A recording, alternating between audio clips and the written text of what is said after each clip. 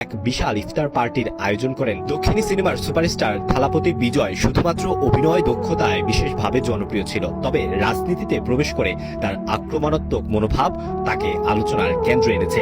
চলচ্চিত্রের পর্দায় তার শক্তিশালী উপস্থিতি যেমন দর্শকদের মুগ্ধ করেছে, তেমনি রাজনীতিতে তার শক্তিশালী অবস্থান ও একাধিক বক্তব্য তাকে নিয়ে বিভিন্ন বিতর্ক তৈরি করেছে। এবার তিনি রমজান মাসে একটি ইফতার পার্টিতে অংশ নিয়ে নতুন করে আলোচনায় উঠে এসেছেন।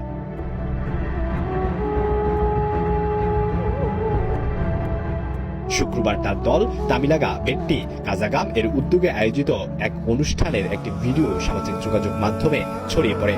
ভিডিওতে বিজয়কে চেন্নাইয়ের একটি ইফতার পার্টিতে অংশ নিতে দেখা যায়। এই ভিডিওতে বিজয়কে সাদা কুর্তা এবং মাথায় টুপি পরা অবস্থায় দেখা যায়, এমনকি তিনি নামাজেও অংশ নিয়েছেন।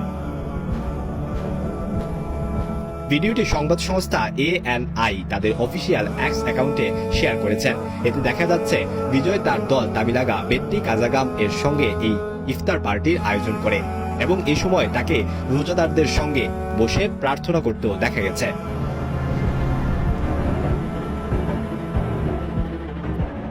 থালাপতি বিজয়ের এই ভিডিওটি ভক্তদের মধ্যে মিশ্র প্রতিক্রিয়া সৃষ্টি করেছে। অনেকে তার এই সাম্প্রদায়িক সম্প্রীতির প্রয়াসকে প্রশংসা করছে। অনেক ভক্তরা সামাজিক মাধ্যমে তার এই কাজকে সাহসী ও অন্তর্ভুক্তিমূলক উল্লেখ করছেন, কিন্তু একই সঙ্গে কিছু নেটিজেনরা তাকে ট্রোল করতেও ছাড়ছেন না। একজন ভক্ত লিখেছেন, তুষ্টির জন্য এতটাই পাগল হয়ে গেছেন থালাপতি যে নিজের ধর্ম ও কর্তব্য ভুলে গেছেন। আরেকজন মন্তব্য করেছেন, নতুন দল গঠন করেছি, তাই ভাইজানদের খুশি করতে হবে। বিজয়ের রাজনৈতিক প্রবেশ তামিলনাড়ুতে ঝড় তুলেছে। তার দল তামিলাগা বেট্টি কাজাগাম গঠনের পর প্রথম সমাবেশে 3 লক্ষ মানুষের উপস্থিতির দাবি করা হয়েছিল। এটি তার জনপ্রিয়তা এবং রাজনৈতিক প্রভাবের একটি বড় প্রমাণ। 2024 সালের ফেব্রুয়ারিতে দলটি গঠনের ঘোষণা দিয়ে তিনি 2026 সালের তামিলনাড়ু বিধানসভা নির্বাচনে প্রতিদ্বন্দ্বিতার পরিকল্পনা করেছেন।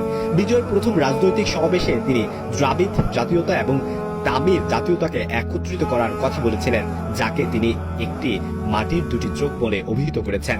সেই সেকুলার সামাজিক ন্যায় বিচারের আদর্শের উপর ভিত্তি করে দলের লক্ষ্য নির্বাচন করেছেন তিনি।